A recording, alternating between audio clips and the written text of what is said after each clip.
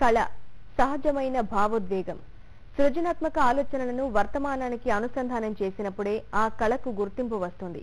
ఒకే అంశానికి పరిమితం కాకుండా అనుబంధ కళల్లో కూడా రాణిస్తేనే పేరు ప్రఖ్యాతులు వస్తాయి. ఇలా కాలానుగుణంగా నైపుణ్యాలు పెంచుకుంటూ చిత్రకళలో ప్రతిభ చూపిస్తున్న రాజమండ్రి యువకుడిపై ప్రత్యేక కథనం చూద్దాం.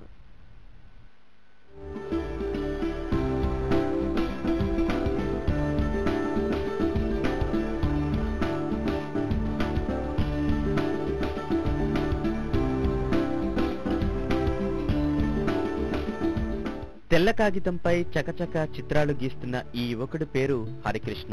రాజమండ్రి మల్లయ్యపేటకు చెందిన హరికృష్ణ తండ్రి జీవనోపాధి కోసం శిల్పాలు చెక్కే వృత్తిని ఎంచుకున్నాడు.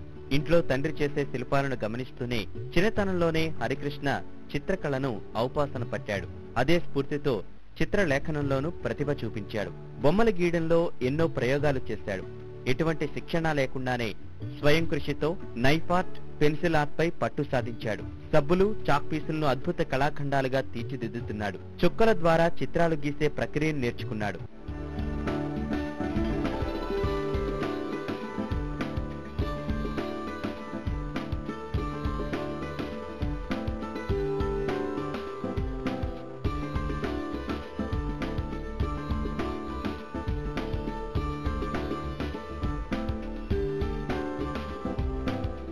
చిత్రకళలో వివిధ ప్రక్రియలు నేర్చుకున్న హరికృష్ణ అరగంటలోనే పెన్సిల్ ముక్కపై ప్రముఖుల బొమ్మలకు రూపమిస్తున్నాడు.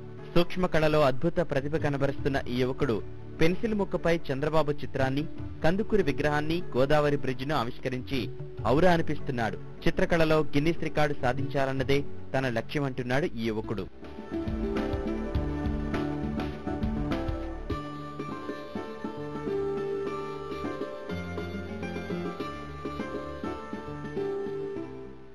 ఒక అరగంటలోనే నేను చంద్రబాబు నాయుడు గారి విగ్రహాన్ని తయారు చేశానండి, ఒక పెన్సిల్ ముళ్ళు మీద.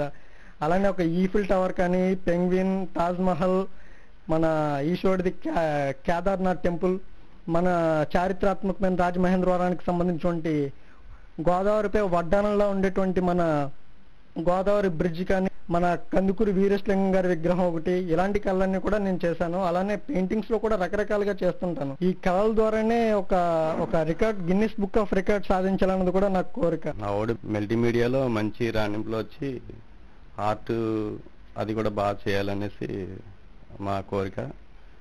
అది కూడా బాబు పెద్దగా ఆర్ట్ లైన్లోని కూడా అందరిలోని కూడా మంచి ఇదిగా ఉండాలని మా కోరిక. చిత్రకళలో చక్కని సృజనాత్మకతను ప్రదర్శిస్తున్న హరికృష్ణ కాలానుగుణంగా తన ప్రతిభకు మెరుగులు పెట్టుకుంటూ ముందుకెళ్తున్నాడు. ప్రస్తుతం యానిమేషన్ కోర్సు చేస్తూ ఆ రంగంలో రాణించేందుకు కృషి చేస్తున్నాడు.